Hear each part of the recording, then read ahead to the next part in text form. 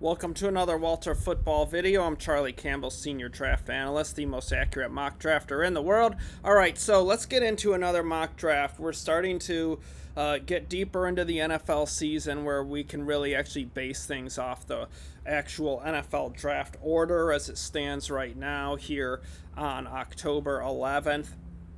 And then we can also, consider kind of the ever changing and evolutions in the players in college football and just kind of see where things stand right now. So, first overall pick, I have the New York Jets taking Dante Moore, quarterback from Oregon. It wouldn't surprise me if he just continues to ascend over the back half of the season, and I could see him kind of becoming a hot prospect for the 2026 NFL draft. I've spoken with some people around the league and then also people in touch with the agencies, and they think Moore is likely to declare. I'm sure Oregon's going to throw a ton of money at him to try and get him to come back, but obviously the Jets need a franchise quarterback, and Moore has an excellent skill set, good arm, natural passing ability, really adept at throwing the deep ball well. So I could see Moore ending up being the top quarterback prospect, but it's very fluid. A lot can change. A lot probably will change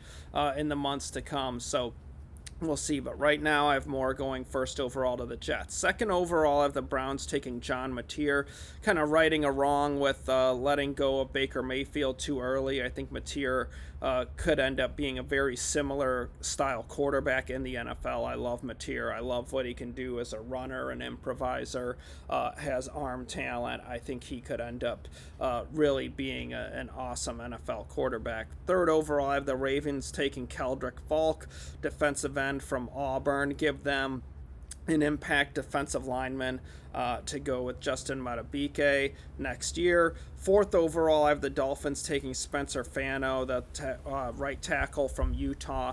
Miami needs more young talent on that offensive line. Fano's the top blocker available in this draft and worthy of going high in the first round, in my opinion. Fifth overall, I have the Saints taking Lenoris Sellers, quarterback from South Carolina. We'll see if Tyler Shuck or Spencer Rattler can lock down the starting quarterback job for next season, but I think there's a good chance the Saints could still be in the market for a young quarterback. Sellers has a great skill set. Probably should go back to school, but could definitely come out. And he has a huge arm, great running ability. So I could see the Saints and Kellen Moore feeling like he could meld him into a really good pro quarterback. Sixth overall, I have the Raiders taking Jordan Tyson, wide receiver from Arizona State. Raiders badly need a number one receiver. I think he could be dynamite with Brock Bowers. Seventh overall, I have the Titans taking Caden Proctor, the offensive tackle from Alabama. They got to improve that offensive line. Got to get Cam Ward some help up front. I think Proctor could be a left tackle or right tackle in the NFL. They could kick Miller inside to guard. And I think that just helps with Cam Ward. If you give him a better run game with a blocker like Proctor, it's just going to improve the down and distance situations for him, and then you improve his pass protection. So I like this pick for Tennessee. Eighth overall, I have the Giants taking Mansour Delane, the cornerback from LSU. Give them a potential number one corner, which is something they could really use on that defense. Ninth overall, I have the Bengals taking Caleb Downs, a safety from Ohio State.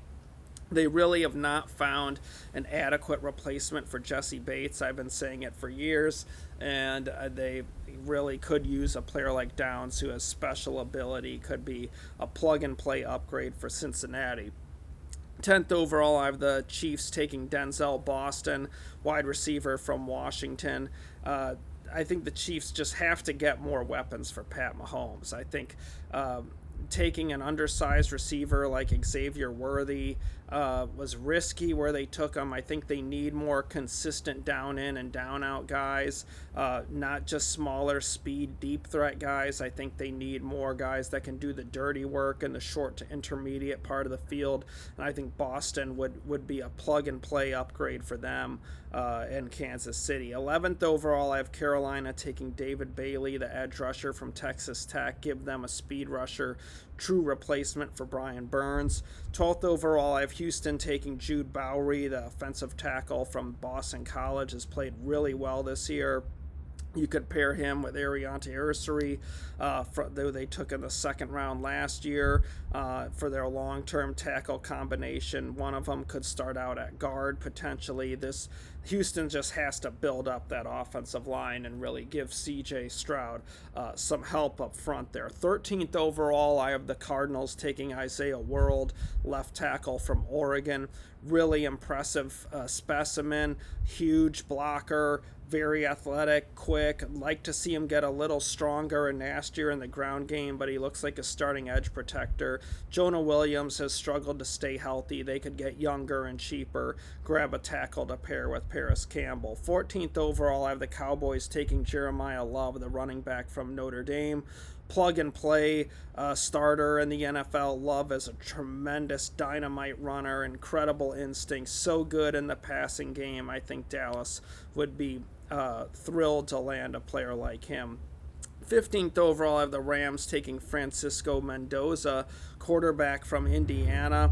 I could see the Rams doing something like this. They've flirted with quarterbacks in recent years. They allowed Matthew Stafford to explore a trade.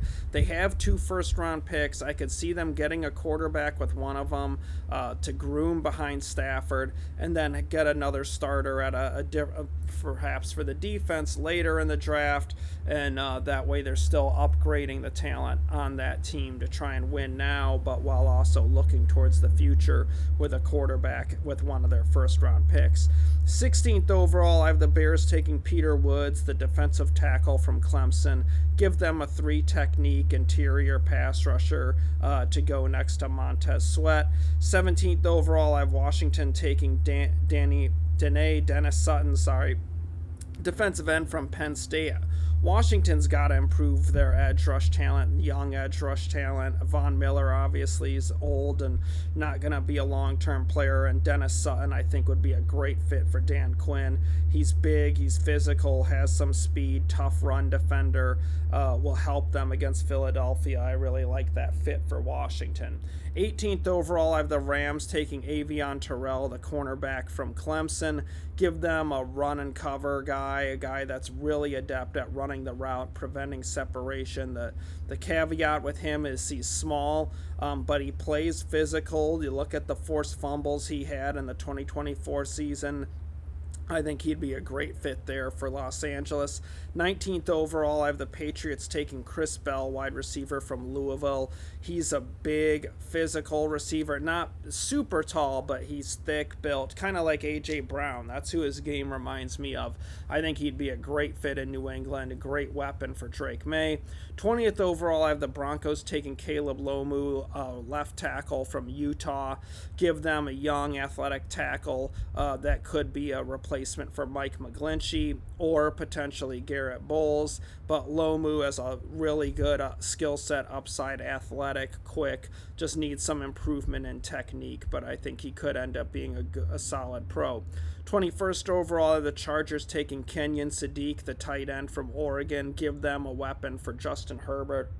They really don't have a long-term starter at the position on their roster, and I could see Sadiq being a really valuable weapon in that offense, just a coverage nightmare when you have him and Ladd McConkey and Quentin Johnston all paired together. 22nd overall, I have the Vikings taking Will Lee, cornerback from Texas A&M. I think as the season goes on, I think cornerback will become a bigger need for Minnesota, and I think Will Lee could be a nice plug-and-play addition for them. 23rd overall, I have Seattle taking Nick Harbor, the wide receiver from South Carolina. Size and speed freak, great skill set, could be their next DK Metcalf. 24th overall, I have the Cowboys taking Arvell Reese, linebacker from Ohio State. Another plug-and-play addition for Dallas here. I think Reese would be a tremendous linebacker, really improve their run defense. 25th overall, I have the Steelers taking Garrett Nussmeier, quarterback from LSU. Obviously, Aaron Rodgers is not a long-term starter at this point of his career. Nussmeier, I think, could come in and pick things up pretty quickly. He's very smart, good instincts, has a live arm. I think he could be a potential solution there in Pittsburgh. 26th overall, I have the Browns taking Jermod McCoy, cornerback from Tennessee. He's been hurt to start the 2025 season. He's supposed to be coming back soon. Really excellent 2024 tape, first round tape from that season. If he plays well and shows he's healthy, I think he could still be a first rounder. 27th overall, I have the Bucks taking Harold Perkins Jr., linebacker from LSU. Give them an understudy for Levante David. Perkins is also dangerous edge rusher and blitzer. I think he'd be a great fit in Todd Bowles' defense. 28th overall, I have the Lions taking Ruben Bain, defensive end from Miami. Bain's kind of a tweener end tackle guy, but he's strong and tough and has some juice. And he's very similar to Josh Paschal, who the Lions loved and took in the second round years ago. And Paschal's just had a really difficult time staying healthy. But Bain could be that long-term end to pair with Aiden Hutchinson. 29th overall, I have the Bills taking Amari Farrell, cornerback from Indiana. I think giving them a corner to pair with Maxwell Harrison and Benford would be a nice addition. Obviously, Trey White's not a long-term player at this point in his career. 30th overall, I have the 49ers taking Francis Mauigoa, the right tackle from Miami. I think they could use some offensive line youth. I think Mauigoa would be a nice scheme fit there for San Fran. 31st overall, I have the Colts taking LT Overton, the defensive end / tackle from Alabama. Kind of lines up at a bunch of spots, really versatile player. But with the Colts, I could see him being an interior pass rusher, and they could use some youth on the inside of that defensive line. 32nd overall, I have the Eagles taking Drew Shelton, the offensive tackle from Penn State. Has a really good skill set, needs some development, but I think he could be a nice understudy for Lane Johnson there. All right, let's get to the teams that don't have a first-round pick. At 46, I have the Falcons taking Connor Lew, the center from Auburn. Really nice football player, well-balanced, good technique, tough in the run game, excellent pass protector, smart. I think he could be a plug-and-play starter for Atlanta. Give them a really good center for Michael Penix to work with. 60th overall, I have the Jaguars taking Nick Singleton, the running back from Penn State. I think the Jaguars, it'll be interesting to see if they re-sign ETN, but it wouldn't surprise me if he leaves, and Singleton could be a plug-and-play guy for them. So that's the latest mock. Hope you guys enjoyed it. Check out the link below for the rest of round 2, and you also did a little breakdown down there of the mock, so you can follow along and re-look at that if you want. But I appreciate all you guys for watching. Thank you so much. I'll be back with you soon.